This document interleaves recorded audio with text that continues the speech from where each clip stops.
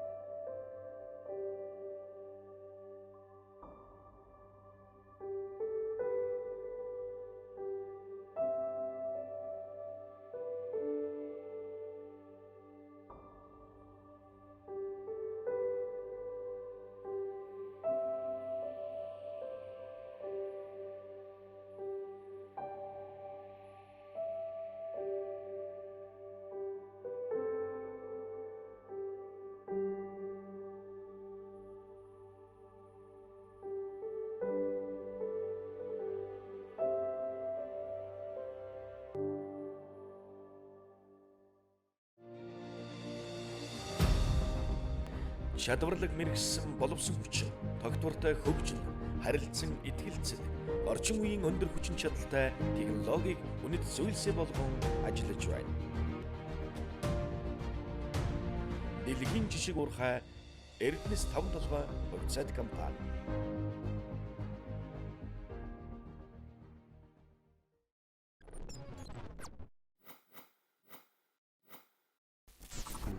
Илүү ойлгомжтой болсон юм байна. Тийм үү?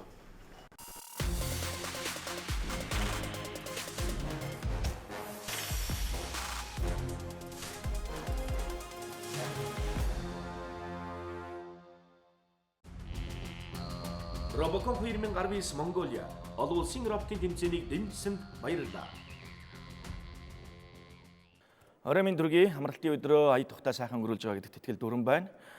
AB Робокон 2019 Mongolia олон улсын роботын тэмцээн Монгол улсад 2019 оны 8 дугаар сарын 25-ны өдөр амжилттай болж өндөрлсөн билээ.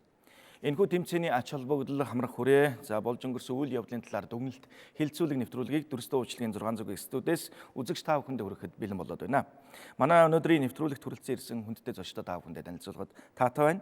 Боловсрол соёл шинжилгээ ухааны спортын яамны инновацийн хэлтсийн дарга од гэрэл хүрэлцэн ирсэн байна.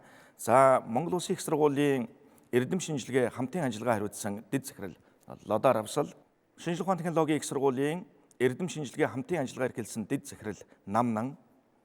За AB Робокон 2019 Mongolia олон улсын роботын тэмцээний ерөнхий шүүгчээр ажилласан Монгол Улсын их сургуулийн багш Батбаяр. За мөн AB Робокон 2019 Робокон тэмцээний зохион байгуулах хорооны зөвлөх замлан.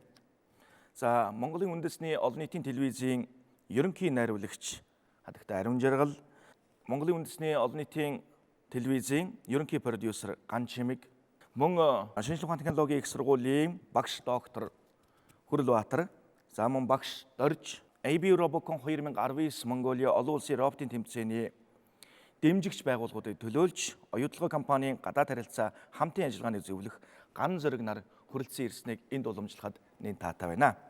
Ингээд нэвтрүүлгийн танхимд мөн олон улсын робокон тэмцээнд Монгол улсаа төлөөлөн оролцсон Монгол улсын 1-2 дугаар баг буюу шинжилгээ ухааны технологийн их сургуулийн мэдээлэл холбоо технологийн сургуулийн оюутан залуучууд хүрэлцэн ирснийг энд уламжлахад таатай байна. Мөн AB Робокон 2019 Mongolia олон улсын төслийн сайн дурынхан буюу одоо манай гайдууд бас оролцож байгааг энд уламжлахад таатай байна. Робокон 2019 Mongolia олон улсын тэмцээн 8 сарын 25-нд амжилттай болж өндөрлсөн гэж. Гэхдээ бидний одоо энэ зохион байгуулсан олон улсын тэмцээнийг олон улсын одоо хорооноос хэрхэн яаж дүгнсэн бэ гэдэг асуултаар өнөөдрийн нэвтрүүлгээ эхлүүл ямар вэ? За ингээд үндэсний олон нийтийн телевизийн ерөнхий продюсер Ган Чимэг. Инженерийн салбарт захиур хагалах залуучуудыг бэлтгэдэг ийм сайхан нэр хүндтэй тэмцээн байгаа. Энэ тэмцээнийг хамгийн эхлээд эх орондоо зохион байгуулна гэдэг бол бидэнд маш их нэр хүндийн асар өндөр хариуцлагатай ажил байсан гэж ойлгож байгаа. За энэ тэмцээнийг зохион байгуулах явцад ABU буюу Аз намхан талайн бүсийн орнуудын өргөн нэвтрүүлгийн холбоо бол асар өндөр анхаарал тавьж бүх зохион байгуулалтанд оролцож за тэмцээн болтол нийт 3 удаа хүрэлцэн ирж бидний дотоод одоо үйл ажиллагаанд бол нэлээд өндөр анхаарал тавьж ажилласан. За нөгөөтэйгүр үндэсний олон нийтийн радио телевиз жилийн өмнө зохион байгуулалтын багийг бүрдүүлж бэлтгэл ажилдаа орсон. Аз намхан далайн бүсийн орнуудын холбооны буюу ABU-гийн зохион байгуулагчид явхдаа бол маш сэтгэл хангалуун явсан. Эцний олон нийтийн телевиз монголчууд AB Робокон 2019 гэдэг энэ тэмцээнийг үнэхээр амжилттай зохион байгуулж чадлаа. Та нар дахиад ч зохион байгуулж чадах юм байна гэдэг энэ одоо сайхан үгийг бол биднэрт хүлчээд явсан. Тэгэхээр энэ үг бол зөвхөн үндэсний олон нийтийн телевизийн уран бүтээлчдэд хандаж хэлсэн үг биш гэж ойлгож байгаа. Энд сэтгэл зүрхээ гаргасан ивент тэтгэгч нар Монгол Улсын ерөнхий сайд хөрсөхийн ивэлдор зохион байгуулагдсан энэ том тэмцээнийг зохион байгуулсан хүн болгоны маань хөдөлмөрийг үнэлсэн хамгийн том үнэлгээ байсан гэж би таарж байгаа. Робокон 2019 олон улсын тэмцээний ерөнхий шүүгчээр ажилласан Батбаяр багшийн хувьд Батбаяр багш бол өнгөрсөн Вьетнамд болсон 2018 оны олон улсын тэмцээн дээр бас шүүгчдийн зөвлөлд, ерөнхий шүүгчдийн зөвлөлд ажилласан. Ирэх одоо 2020 онд болох Фижид бас ерөнхий шүүгчдийн зөвлөлд бол ажиллана. За яг өөрийнхөө одоо улсад болсон тэмцээн дээр бол ерөнхий шүүгчээр бол ахалж ажилласан. Тэнд болсон процесс эргэлзээтэй олон асуудлууд байсан баг. Энийг одоо хэрхэн яаж та нар зөвлөлдөж шийдэж ирсэн бэ? Олон улсын Робокон тэмцээн зохион байгуулж ирсэн түүхэнд анх удаа шүүгчдийн бүрэлдэхүүн талбайн болон үндсэн шүүгчдийн бүрэлдэхүүн бүгдээрээ олон улсын шүүгчнэр болсон энэ жил анх удаа. Яг талбай дээр болж байгаа энэ процессын юмыг бол олон улсын шүүгчнэр одоо улс бүрээс төлөөлөл оролцож байгаа учраас бүгд хилцээд хамгийн шударга байдлаар шүүхийг бол эрмэлзэлж ажилласан. За тэгээд яг мэдээж үзэгчдийн зүгээс харахад эргэлзээтэй юм зүйлүүд бол байсан бах. Гэхдээ энэ бүх шийдвэр юмнууд бол дөрмийнхээ хүрээнд гарсан ийм шийдвэрүүд гэж. Ерөнхий найруулагчийн хувьд одоо 15 улс руу та ч нэг энэ нэвтрүүлэг контентаа бол явууллаа шүү дээ. Телевизийнхэн бол юу гэж хараад байна гэхээр за энэ бол та бүгдийн хувьд бол тэмцээн. Бид бүгдийн хувьд бол контент нэвтрүүлэг. Энэ удаагийн тэмцээнд бол 16 улсаас ирж оролцлоо. 16 улсын бүх төв телевизүүд бас дагаж ирлээ. Тэгээд дээрээс нь та тэр телевизүүдэд одоо буцаад улстай орчуулад синхроны дуу оруулаад ингээд гаргахад бүх тэр одоо техникийн өндөр шаардлагад нийцсэн орчин цагийн тэр бүх зүйл дээр нь бас та ямар ч асуудалгүйгээр явуулах үүрэгтэй байсан. Энэ дээр яг телевиз талаасаа та хэрхэн үйл зүйлүүд болж ирсэн. Тэр тал дээр бас. За үндэсний олон нийтийн телевиз бол 18 дахь удаага энэ контентыг одоо цуврал болгон бэлтэж байгаа. Уртлын жилүүд бол үндэснийхээ тэмцээнүүдийг зохион байгуулад тэндээсээ тодорхой хэмжээний нэвтрүүлгүүд яг цуврал дугааруудыг гаргадаг. Тэгээд мөн олон улсын тэмцээнд өөрсдийнхөө багийг авч очиж бас олон улсын тэмцээнд хэрхэн оролцсон болон олон улсын тэмцээнд улсууд бусад улсын багууд яаж оролцсныг бол цувралаар бас үзүүлдэг байсан. Энэ жилийн хувьд бол яг манайх өөрсдөө яг энэ бүх бусад орнуудад гарах энэ олон улсын тэмцээнийг бичиж түгэх энэ ажлыг хийгдсэн. Мөн бусад орнуудад Facebook одоо сошиалар бас лайв манай гаралтаас бүгд зэрэг явсан байгаа. Одоо Японууд, Вьетнамууд, Хятадууд гэхэд NHK-гийн телевиз гэхэд бүгд манайхаас лайв гаргаж авсан. Тэгэхээр энд нэг зэрэг маш олон үзэгчдэд Азийн олон орны үзэгчдэд нэг зэрэг хүрж байгаа гэсэн үг. Яг манай гаралтаас хүрж байгаа гэсэн үг. Тэгэхээр бидний хувьд бол маш өндөр хариуцлагатай ажиллах шаардлагатай байсан. Өөрийн тавигддаг яг шаардлагуудтай тэр шаардлагын хүрээнд нийцсэн яг техникийн үзүүлэлтийг гаргах. Одоо роботын дууг гэхэд бид нар тусад нь роботуудын хөдөлгөөнийг бас үзэгчдэд дууг нь хүртэл тусад нь сонсгох гэдэг маш нарийн зүйлүүд бас энд тавигдчихсэн. Энийхэн дагуу ажилласан байгаа. За баярлалаа. Монгол улсад зохион байгуулагдах олон улсын тэмцээний дүрмийг танилцуулахад бол гайхширч ялангуяа Вьетнамчууд, Япончууд тэгж амаа ангааж бүр ингэж тэгж үнэхээр тийм сэтгэл догдолж хүлээж авсан л да. Гайхаж. Тэгээ бид нар ийм дөрвөн хөлтэй робот бүтээх юм уу? Болох юм уу? Амжих юм уу? Чадах юм уу? Гэдэг асуудал дээр ч гэсэн ABU бид нартай бүтэн жилийн хугацаанд дүрм боловсруулж байхдаа манай бол дүрмийн ажлын хэсэгт орсон багш нарын хувьд бол болно бүтнэ ингэж хийнэ гэсэн загварчлалыг бол гаргаад ирсэн. ABU-гээс бол аль болох хөнгөн хий, аль болох одоо хүнд шийдлүүдийг багасгаа. Төсөв мөнгөний хувьд бол аль болох бага зардлаар хийх. Наад чин оюутнуудын оролцдог олон улсын тэмцээн гэдэг утгаар бол маш олон зүйлүүдийг бол хасж ирсэн. Тэгэхээр би эндээс юу гэж асуух гэдэг нь гэхээр Монгол Улсын их сургуулийн эрдэм шинжилгээ хамтын ажиллагаа хариуцсан дэд захирал Лодо Аравслаас асуумаар байна. Энэ 18 жилийн хугацаанд бол та энэ робоконтой бол бас салшгүй холбоотой байлаа. Энэ жил ирсэн багуудын гаргасан роботын загвар дизайн шийдэл ямар хөө байваа. Үнэхээр дүрм танилцуулгад бол оролцож байсан хүүхдүүд, багш нар, зохион байгуулалт комиссион бүгд сонирхож хүлээж авсан. Яагаад гэвэл робокон тэмцээнд ордог залуучууд өөрсдөө илүү сорилтонд дуртай байдаг. илүү технологийн дэвшил, илүү технологийн хүн шийдлүүдийг гарах энэ сорилтод дуртай байдаг. Тэр утгаараа бол их сонирхож хүлээж авсан, бүгд уулга алдсан. Робокон тэмцээний анх санаачилсан Шимизо доктор бол яг тухайн үед хэлэхэд за бид нар бол одоо бол энэ өмнөх дүрмүүдээр бол багууд харьцангуй ялгаа үүсчихжээ. Зарим багууд нөгөөдөлөөс их хол тасарчжээ. Энэ шин дүрм гэдэг бол технологийн хувьд бол нэг алхам ахиулж байгаа учраас харьцангуй дараа жилээс тананд болох тэмцээн дээр багууд ижил гараанаас гарах юм байна гэдэг. Тэгвэл илүү сонирхолтой болох юм байна гэсэн.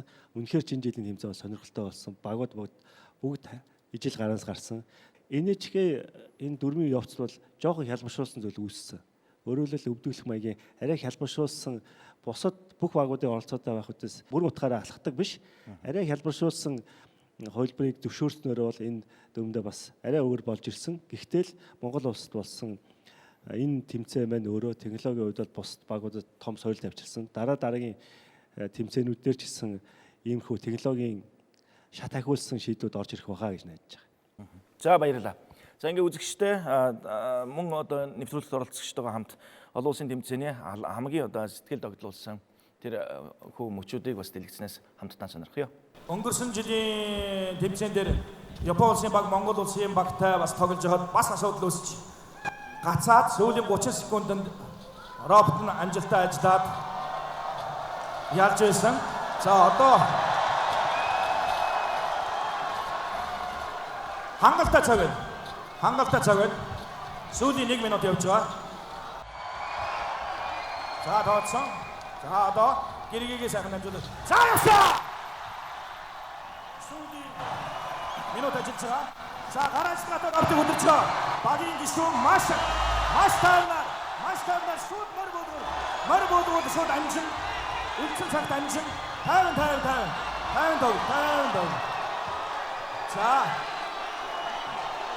За тав. Мөр! Сасарада! Вау! Сирияда! Mongolia! За энэ тоглолтоос ингээ харахад бол бидний зүгээс нөгөө техник учраас яг юу болоод байгааг бол мэдэхгүй энэ холоос харж байгаа учраас тайван тоглолт за асуудал гарлаа гэхээс өөр тайлбар бол байхгүйсэн. Тэгэхээр яг энэ дээр ямар асуудал үүссэн Монголын 1-р багийг удирдах гэсэн одоо шинжлэх ухааны технологийн их сургуулийн мэдээлэл холбоо технологийн сургуулийн багш доктор Хүрлбаатар багшаас асуумаар. Манай Хүрлээ багш бол 2000 оны эхнээс л одоо Робоконы баг тамирчтай удирдах амжилттай оролцуулсан. Хамгийн дээд амжилтыг бол одоо Монгол улсдаа энэ онд бол гаргалаа шүү дээ. Тэгэхээр энэ роботуудын хийц хэлбэр хичнээн мотортой байсан. Яагаад саяны тэр нөгөө хангаан бүсээс гараад тэр мод сүлжих хэсэг дээр асуудал үүсэжсэн юм. За энэ робот техник маань бол оюутнуудын маш олон сарын хөдөлмөр байдаг. Тэгээд тэрийгээ дагаад оюутнууд маш олон удаан хугацаагаар туршдаг, сайжруулдаг. Тэгээд энэ маань бас нөө сарын өмнө бүх багууд роботоо ачуулаад тэгээд сарын дараа бүгд нэг өдөр туршилтын уртлын өдөр задлаад ингээд робот туршдаг байгаа. За яг энэ тохиолдолд ер нь бол янз бүрийн асуудлууд гарч ирдэг. Нэгдүгээр л тэмцээний үеэр оператор буюу удирдагчаас хамаарч байгаа юм. Хоёрдугаар роботын нөгөө найдвартай ажиллагаанаас хамаарна. За мөн үзэгчд тэнд одоо багаа дэмжих тийм үү нөгөө хөгжөөнд дэмжих тийм угаагаас хамаарат ингээ олон зүйлээс шалтгаалдаг. За энэний нэг жишээ бол манай дээр бол гар робот нэг мотор ажиллахгүй болсон байгаа. Хичнээн мотороос нэг нь ажиллахгүй. 4 мотортой. Тэр 4 мотороор яг ямар хийц хэлбэр яа. Бас нарийн үзэгчтэй бас энгийн байдлаар тайлбарлаж байна үү? Энэ 4 буюу омны дугуйтай, омны удирдлагатай мотор робот гэж нэрлэж байгаа. Дугуй нь бол омны дугуй гэдэг. Энэ дугуй бол аль ч чиглэлд бол явах боломжтой. 4 дугуйтай роботын бол даваа тал бол нэгдүгээрт аль чиглэлд явах бол хоёрдугаарт нэлээд хүчтэй. Ийм даваа талуудтай байдаг. За ингээд 4 моторын нэг маань ажиллагаа болоод за тухайн үед бол оператор бол маш хурдан тэрийг асуудлыг шийдэж 3 дугуйгаараа буюу амжилттай явж барианд очсон байгаа. Би өөрөө гар роботын оператор байсан. Тэгээ яг роботын маань нэг мотор ажиллагааг болсон. Тэгээ 3 мотороор 3 дугуйн дээр явахаас өөр аргагүй болсон. Тэрийг чи тэгээд хажуулагтаа хэлэх үү өөрөө л мэдрээл тэгэл за энэ болохоо ажиллаа шүү гэл өөрөө дотроо шийдвэрээ гаргаад цаашаа явсан уу? Тэгээ ер нь бол тэхээс өөр арга байхгүй угаасаа яг хажуунаас чинь зөвсөн мөвсөн янз бүр юу ч байхгүй. Хоёр багийнхаа талбай дээр гарч байгаа хоёр гишүүнтэйгээ гуруулаа ер нь бол ярьсан уу? Гэтэ яг талбай дээр тэгээ яриад тайчих байгаа байхгүй тэгэл яг өөрийнхөө юу гарлаа ингээ яваа. Тэмцээнд ялалт байгуулчаад гарч ирээ бид нар бас богино хугацаанд роботын моторыг янзалсан. За энд бол нөгөө эрдүүхтэр буюу нөгөө хөтлөгч араанууд маань бол гацсан байгаа даа. За нөгөө тэмцээний өмнө бол хүүхдүүд маш богино хугацаанд энийг солиулж яах турших тийм дасгалууд бас хийдэг. Энэ юм маш богино хугацаанд бол энийг хийжсэн. Амжилттай дараагийн тэмцээнд бол амжилттай оролцсон. Дорж өгшийн хувьд 2 дугаар баг дээр бас робот дээр асуудал үүсэжсэн. Яг юунаас болж асуудал үүсэжсэн бэ? Загвар дизайны хувьд бие биенээ дөөрөөсөн үү? Бас та 1 2 дугаар багийн роботуудын бас онцлогуд нь ямар ялгаа байсан бэ? Манай сургуулийн 2 баг хоёулаа 1 2 дугаар байранд орсон болохоор хоёулаа Монгол улсаа төлөөж орох тийм боломжтой болсон. За тийм учраас ерөнхийдөө 2 баг маань бол нэг зорилготой орсон. Монгол улсын аль нэг баг нь амжилт үзүүлэх ёстой гэдэг зорилгоор үндсэндээ бид нэгдэж ажилласан. Нэг баг болж цуг ажилласан учраас ажлаа илүү хөнгө болгох тийм ээ. Ажлаа илүү чанартай гүйцэтгэхийн тулд багаараа нэгдэж ажилласан байгаа. Тийм учраас харахад бол ерөнхийдөө ижлэхэн загвартай гарсан байгаа. Үндсэндээ олон улсын тэмцээнд бэлтгэхэд бид нэр автомат робот гэхэд л ер нь 4 5 загвар гаргаж ажилласан байгаа. Ингэж явсаар байгаа хамгийн сайн загвар дээр бид нэр төвлөрөөд тэгээд олон улсын тэмцээнд одоо хайрцаглагж баглахаас өмнө 2 баг маань за ерөөсөө энэ бол ерөнхийдөө хамгийн сайн шийдэл юм байна гэж үзсэн учраас 2 бага хоёулын ийм ижлэхэн шийдэлтэйгээр оруулсан байгаа. За 2 дугаар багийн хувьд бол олон улсын тэмцээнд шүвгийн 8-д үлдээд Хятадын үндсэндээ олон улсын тэмцээнд орж байгаа хамгийн хүчтэй баг байсан. Хятадын багтай хамгийн сүүлийн үйлдэл дээр ерөнхийдөө удирдлага дээр асуудал үүссэн байгаа да. Тэр нь бол маш сонин асуудал үүссэн. Өмнө бид нэр сургууль дээрээ туршиж байсан олон улсын тэмцээний туршилтын өдрүүдэд туршиж байхад ерөөсөө гарч байгаагүй асуудал гарсан. Тэр нь ердөө л роботын маань удирдлагын хичээл салж нийлсэн нэг тийм асуудал гарсан. Үнэхээр сонир асуудал гарсан. Бид нэр өмнө тийм асуудал өмнө 1 удаа ч юм уу 2 удаа ч юм уу гарч ирсэн бол тэр асуудлыг тэр юунаас болж үүсэх вэ? Тэр дээ үндсэндээ л мораль илэгдэл юм уу да. 2 дугаар багаас асууя. Яагаад морь буулгаж чадахгүйсэн бэ? Та нар үндэсний роботын тэмцээн дээр бол ерөөсөө нэг үйлдэлээр л нэг шийдэлтээр л морь буулгаж ирсэн. Тэгээд та хэдийн тоглолтыг харахад бол морь буулгаж чадахгүй 3 явж 60 оноотой бол цаашаа явж явах жишээтэй байсан. Сандрал байсан уу? Бас роботод ямар нэгэн саад үүссэн байсан уу? Тэр нь болохоор яг яасан бэ гэхээр яг туршилтын талбайн дээр болохоор хий цэнэглэж байгаа шүү дээ тий.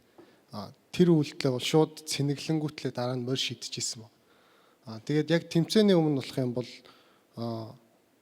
цэнэглэж байгаа. Тэгээд өмнөх багийнхан тоглолтыг хүлээн тэгээд хэмжүүлэн тэгсэрээд л яг нэг манай хий маань сулдаад тэг яг цаатлаг ханыг мөргөж чадахгүйгээр нэг морь бууж чадахгүйсэн. Тэгээд яг хамгийн сүүлд Хятадтай тоглохдоо тэр асуудлыг шийдсэн байсан боловч хавсалтаа гар өдөслөг салж яажсэн.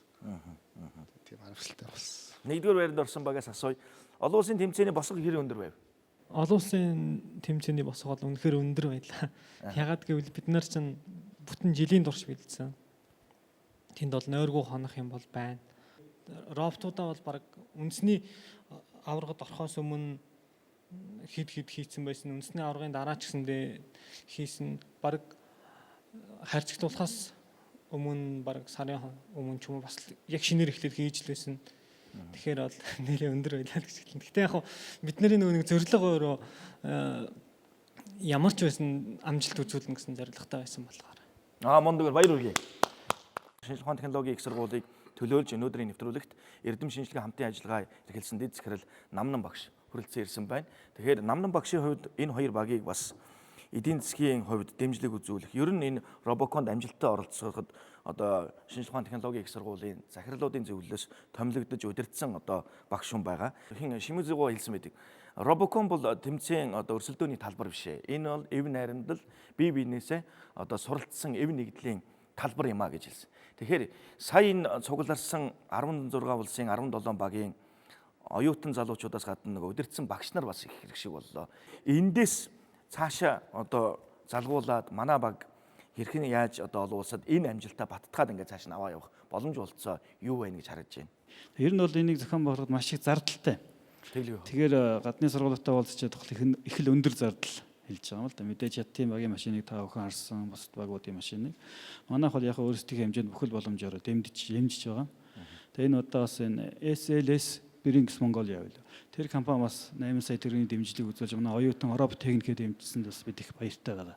Тэгээ их сургууль мэдээж бас зардал зохион байгуулалтын зардал манай боловсрол шинжилгээ ухааны яам маань бас талбай засгаад оюутнууд маань төсөл бичтийн дуралдаанд оролцож бас шалгарч талбайгаа засаж бас ажилласан. Тэгээ энэ олон талын дэмжлэг хүч хөдөлмөрийн доор бас энэ амжилтыг бий болголоо гэж ингэж ойлгож байгаа. Ер нь дараагийн тэмцээнүүд бид аль болох одоо энэ амжилтаа баттгаж илүү ахиулж Монгол улсынхаа энэ чадварыг олон улс таниулж цаашаа олон одоо өргөн хүрээнд тэдэнтэй хамтран ажиллах юм сонирхолтой байгаа. Энэ утгаараа бол өмнө 50-нд Вьетнамд очихдоо ч гэсэн бид бас зохион байгуулагч талтай уулз танилцж байсан.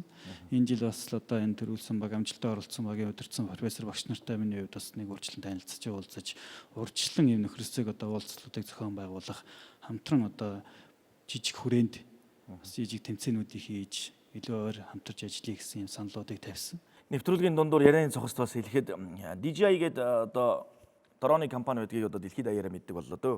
Хүүхдийн сонирхчийн дроноос авахгүйгээд мэрэгжлийнхний одоо манай телевизийнхний хүртэл барьж байгаа дроны хүртэл үйлдвэрлэдэг одоо хятадын алдартай том компани байна. Тэр компанийн гүйцэтгэгчрэл нь одоо 2002 онд олон улсын Робокон тэмцээнд хятадын багийг төлөөлж исэн оролцогч одоо гүйцэтгэгчрэлийн CEO-г нэгэ явж гин гэж юм л т. Тэгээд саяны энэ Монголд ирдэг роботыг бол тэр компани ивэнтдэгсэн гэж байгаа. Дор хаяж нэг $50,000 байдаг ч юм уу те. Тэгжиж тийм том робот эрдэм шинжилгээ судалгаа практикаар одоо бүтэж ин л та. Тэгэхээр ер нь манай Робоконы одоо 18 жилийн хугацаанд ч гэсэн одоо оролцож исэн оюутан залуучууд ажил амьдрал дээр практик дээр бас бололцооны сайхан явж байгаа улсууд байдаг. Эднийг эргэх холбоотой нь одоо энэ дүүнертэй нь холбож өгч дэмжүүлэх, ивент тгүүлэх, бас мөн одоо лаборатори энэ төр байгуулж яг энэ чиглэлд нь анхаарах ч гэдэг юм. Ийм зүйлүүд дээр бас манай эрдэм шинжилгээний байгууллагууд сургалт арга зүйн хувьд ч гэсэн тэн дээр бас дэм тус болоод явах боломж олцол байдгүй. Хятадын их сургуулиудын хэмжээнд робот зохион байгуулах хороо гэж байгуулад тэрнийхээ нарийн бичгээ томилсон хүн. Тэр хүн нь бол сая ирсэн байлээ л. Тэгэхээр энд бол энэ робот техникийг зохион бүтээхэд эдийн засаг хүчтэй хөгжсөн, эдийн засаг аж үйлдвэрчсэн орн ямар их ач холбогдол анхаар тавьж байгааг харагдаж байгаа юм л. Нодлон жил биднүүд Вьетнамд оролцоход Вьетнамын баг төрүүлэхэд Вьетнам улс бол тэр чигээрээ л одоо залуучууд нь баярлж байгаа юм л. Улс орон даяараа. Тэгэхээр энэ бол нэг талаасаа улс тухайн улс орны технологийн дэвшлийг, сургалтын дэвшлийг, арга барилыг, оюутнуудын чадварыг харж байгаа юм л. Тэгээ сая энэ Вьетнамын багийн тэр удирдсан профессор нь бол бас уулзахтаа тэгжсэн л да надтай. Монгол бас ямар хурдтай чадвар нэгсэн байна оюутнуудын гээд. Тэгэхээр энэ жил бол ерөөсөө танаас төрүүлэх бүрэн боломж байлаа. Техникийг харахад маш хурдтай оюутнуудын чадвар өссөн байна гэж.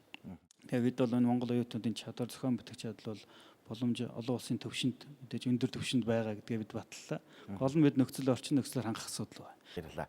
Боловсрол сонирхлын ухаан спортын яамны инновацийн хэлтсийн дарга од гэрэл танаас асуух зүйл байна. Яг одоо боловсрол сонирхлын ухаан спортын яамнаас цаашид энэ инновацийн хэлтсээс мөн шинжлэх ухааны технологийн газраас авч хэрэгжүүлэх томоохон бодиттой ажлууд юу байгаа вэ? Ялангуяа энэ дээд боловсролын төвшөнд.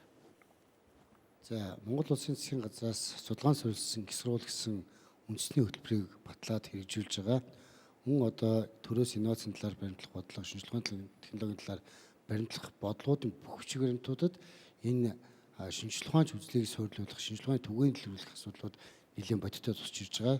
Ер нь бол эхлээд бүх нийтээр Монгол улс даяараа шинжлэх ухаанч соёлтой болёо гэсэн агуулга цааталт нь явж байгаа. Мөн одоо энэ шинжлэх ухааны технологийн хөгжлийн эрен үед бид нар яаж бусад одоо өндөр хөгжилтэй орнуудтай хөл нийлүүлж алах вэ гэдэг асуудлыг тавьж байгаа. Үүний нэг тод жишээ нь бол одоо ихтэй сургуулиудын инженерийн боловсрол болгож байгаа бусад бүх мэргэжлийн хэрэгжилүүдэд одоо инженерийн боловсролыг яаж ойлгох вэ, яаж зөв зохистой ашиглах вэ гэдэг тал дээр бол бодлогын дэмжлэгүүд бол Монгол Засгийн газар боловсрол шинжилгээ спортын яамаас үзүүлж явна. Энэ жилийн үед ч гэсэн боловсрол шинжилгээ спортын яам бодлогын дэмжигчээр оролцсон. Олон улсын роботын тэмцээнд бас эдийн засгийн хөшүүрэг болгож дэмжсэн гэдгийг бас энд уламжлах зүйтэй байгаа. Хүрлбаатар багшаас асууя.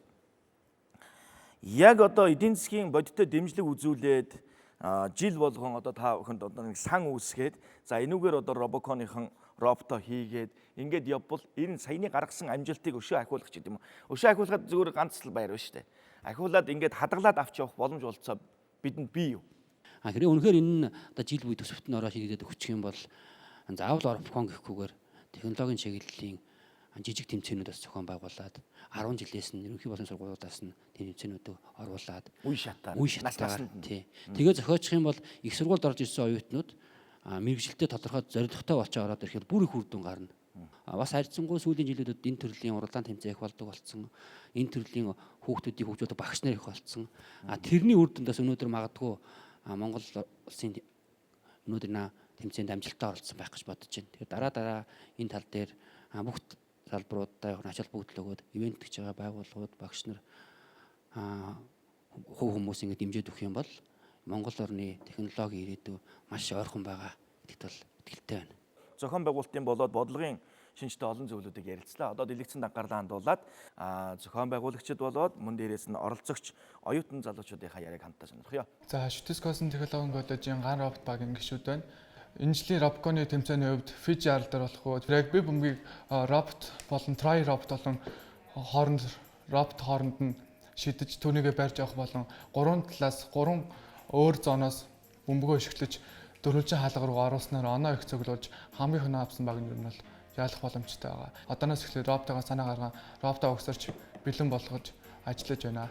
Олон улсын Робоконы тэмцээн үзэхэд энэ бол Монголын багийг хараад маш их сэтгэл дагуулсан.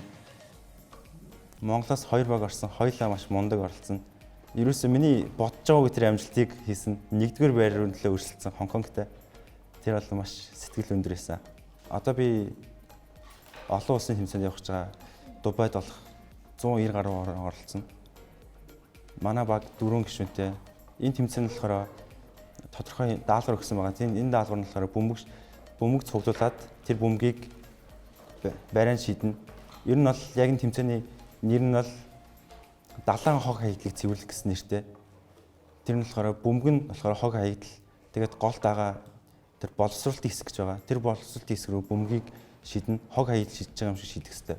Ер нь Монгол улсыг бол одоо сайн чадaltaй инженерүүдэл хөгжүүлж чадна гэдэгт миний хувьд бол итгэж яадаг учраас шавнараа техник дур сонирхолтой болгохын тулд роботын тэмцээнд оролцуулах гэж одоо нэлээ эртнээс оролдож бэлтгэж ингээд үүнийхээ үр дүнд бол оролцуулж ирсэн байгаа. 2015 оноос эхлээд манай хүүхдүүд шинжилгээ ухааны технологийн их сургуулийн мэдээлэл холбооны сургууль дээр жилд 2 удаа болдог роботын тэмцээнд оролцож ирсэн байгаа.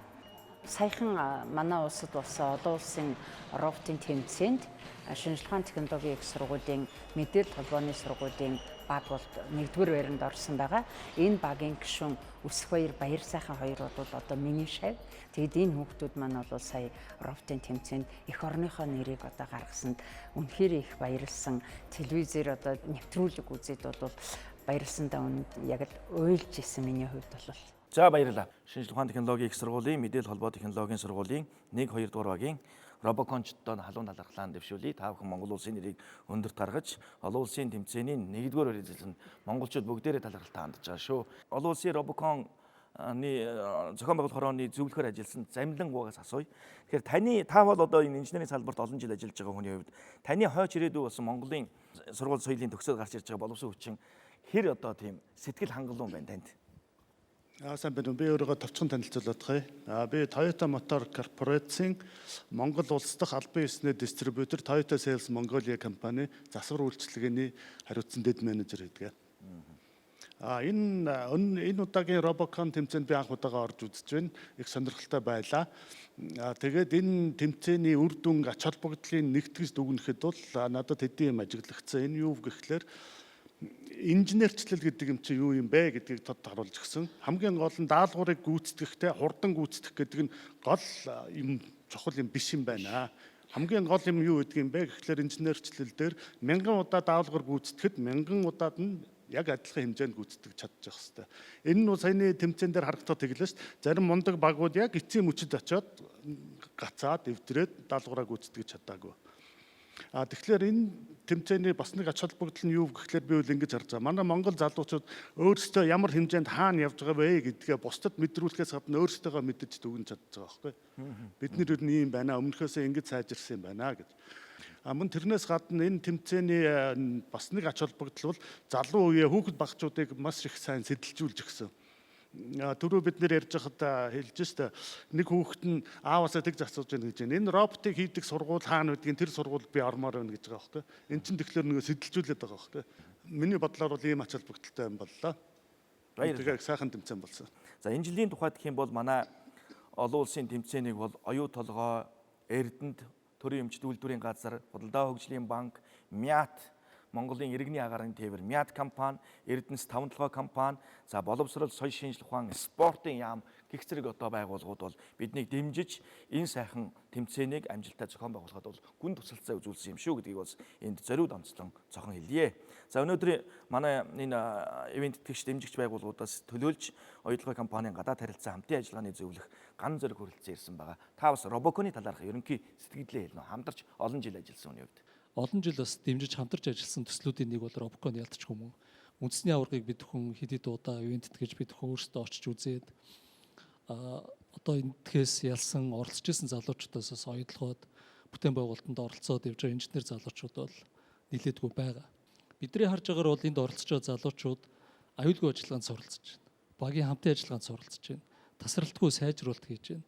Тэгээ биеиндээ бас ингэ зааж зөвлөж ярилцж байна гэдэг. Энэ маш олон үнд зүйл байгаа нь манай яг өөрөө уул уурхайн салбарт ялангуяа манай оюутлогоо дээрэг өдөр тутам үрдэгдэг бидний одоо ажлын яг ингээд гол үндсөөр бас юм зарчмууд байдаг. Тэгэхээр эднэрт суралцж идэг болохоор бид нар бас энэ Робоконыг хараад дэмжиж ингээ оролцоо явж байгаа маш баяртай байдаг. Монгол улс бас энэ дэлхийн хөгжлөөс хоцрохгүй явж чадах юм аа гэдгийг бас энэ Робоконы олон улсын тэмцээн бид хүн бас харуулсан баг. Тэгээд дээрэс нь мэдээж бас Монгол улсаа олон улсад эргээр сурчлах нэг том даалгавраа энд сууж байгаа бүх хүмүүс амжилтаа биелүүлээ гэж бодож байна. За баярлалаа. За ингээд дэлгэцэнд бас нэгэн сонирхолтой халуун агшныг хамтдаа сонирхцгаая. За явсаа. Вьетнамд асуудал үүссэн. Вьетнамын багт асуудал үүссэн. За Монголын баг. За одоо мөр. Хоёр багийн хоёулаа мөр. Явна! Хоёулаа цэвэрлээ. За үнэхээр гал гарсан дулаан боллоо. Thank you very much. За ийм агшныг л халуун агшин гэдэг юм аа. Тэгээ ямар учиртай энэ хэсгийг үзүүлээд ийм гэхээр тэнд байсан 3000 зэрэгтэл болоод дараагаар нэвтрүүлэг үзсэн улсууд ч гэсэн үнэхээр игзэгтэй юм байна. За нэг нутгийн дивжээ гэдэг чинь болоод явцсан биш үү? Лобби хэлж байгаа юм л та. Гэх зэрэгээр хүмүүсүүд аягүй сонирхож асууж ирсэн. За энэ дээр бол яг ерөнхий шүүгчээр ажилласан Батбаяр багшийн үгийг бол яг энэ студид бол сонсъё гэж бодож байна. Яг энэ тэмцээний үед бол та бүхэн одоо яг ингээд удаашруулсан бичгийг ингээд харах юм бол хамгийн эхлээд талбайн ерөнхий одоо ахлах шүүгч маань шууд Монголын багт шууд ялтыг зааж байгаа. За энэ яагаад шууд зааж байгаа гэхээр тухайн одоо энэ шүүгч маань өөрөө яг 1 метрийн өндөртэй хэмжүүрийг ингээд тавьчихсан. Яг тэрийг одоо дээшээ гарч ирэхийг хараад хоёр овдөг яг зэрэг хараад байж байгаа гэсэн үг.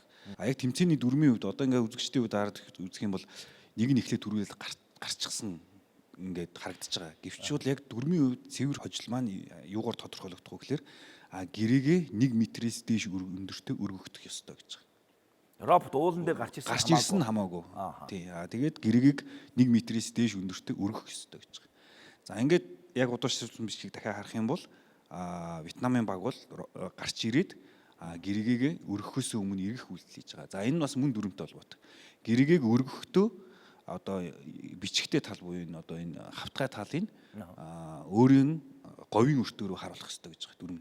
Тэгэхээр энэ дүрмийг хангахын тулд Вьетнамын баг бол эргэлт хийж байгаа. Манай баг болохоор ирэхгүйгээр шууд хажууд диш нь харуулга өргөж байгаа гэдэг. Ингээд яг хөглөр нэг нь одоо төрүүлж гарсан ч гэсэн яг тэр тухайн үйлдэлийг гүйцэтгэх үед агшинд бол сүултчихж байгаа гэсэн үг. Үүн дээр бол тодруулаад хэлэхэд бол бидний дунд бол Вьетнам улсыг төлөөлөө суужсэн Вьетнамын шүүгч бол байсан. Японы шүүгч байсан. Фижи улсаас ирсэн шүүгч байсан. Ингээд энэ одоо яг шийдвэр гаргасан хүмүүс дунд бол маш олон орны хүмүүс байсан.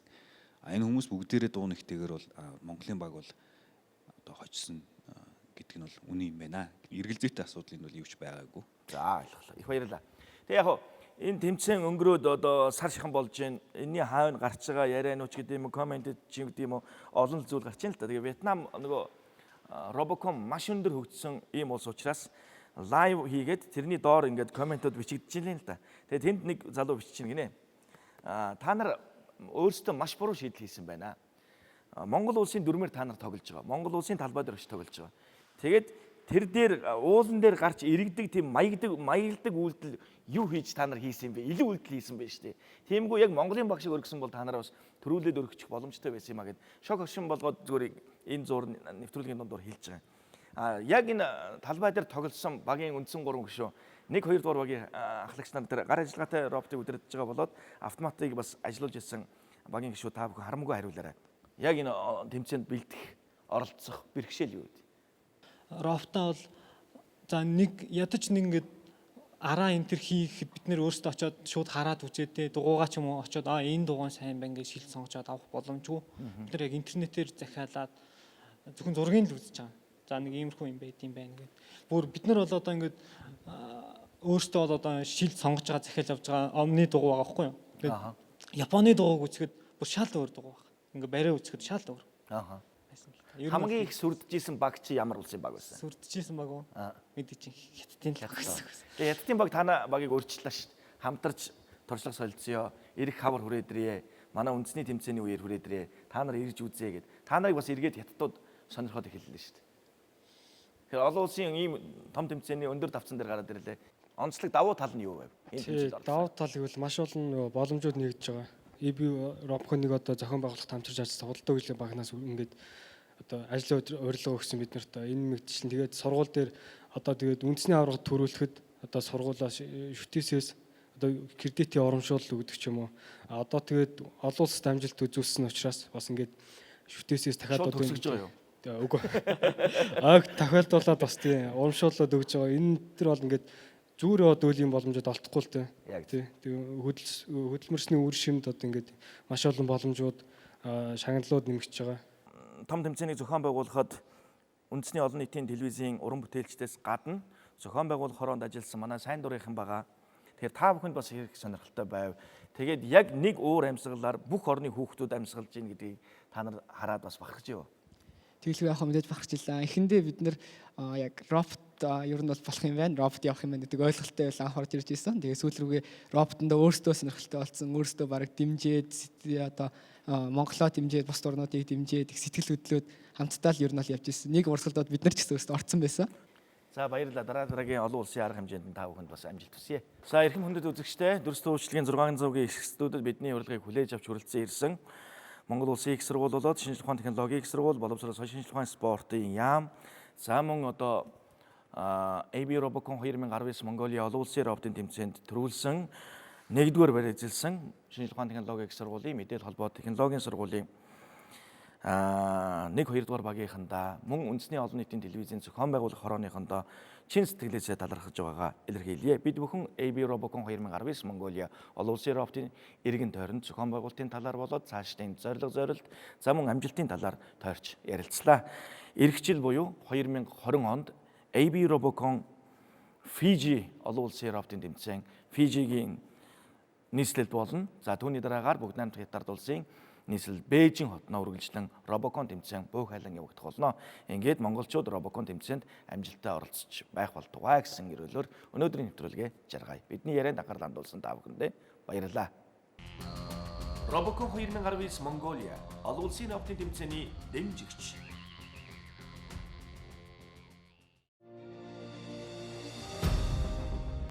Шадварлаг мэрэгсэн боловсон хүчин, тогтвортой хөгжин, харилцан итгэлцэл, орчин үеийн өндөр хүчин чадалтай технологиг үнэт зүйлсээ болгон ажиллаж байна. Дэлхийн жишг урхай Эрдэнэс 5 толгой хувьцаат компани.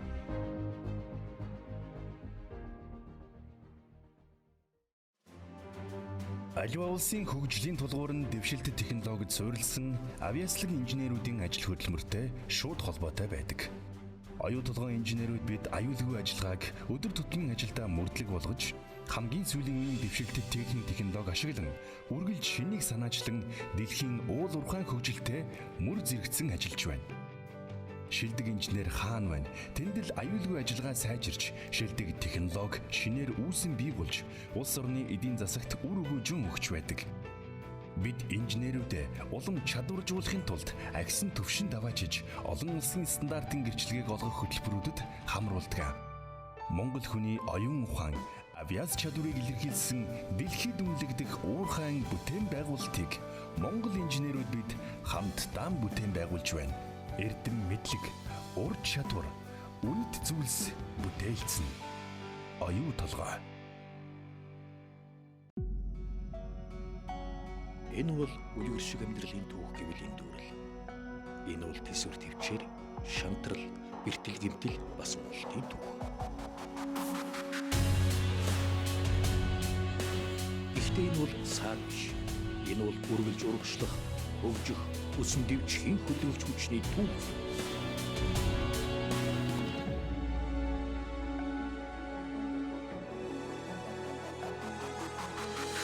Амжилт гэдэг саад бэрхшээлд бууж өгөхгүй үргэлж оргилоод тэмүүлэхийг хэлнэ. Энэ цөөлөн хүчрхэг ухаадаг бүсгүй танд зөв. Этика. Бодлоо хөгжлийн банк.